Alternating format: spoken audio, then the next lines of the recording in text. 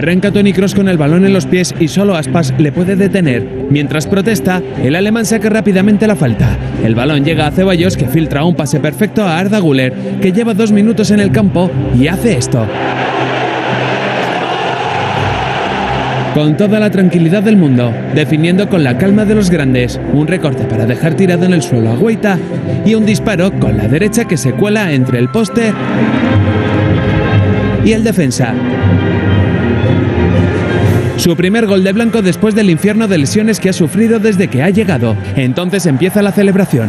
Asumamos que Arda no es un derroche de expresar alegría, no es la euforia con patas que se le presupone a un chaval que por fin marca su primer gol en el Madrid. Para sacarle de dentro la alegría están los compañeros que llegan a abrazarle y darle todo el cariño del mundo. En especial a Antonio un poco loco Rüdiger, que estará mal de la cabeza, pero sabe lo que hay que hacer para que el turco manifieste una emoción, aunque sea el miedo disfrazado de una sonrisa nerviosa.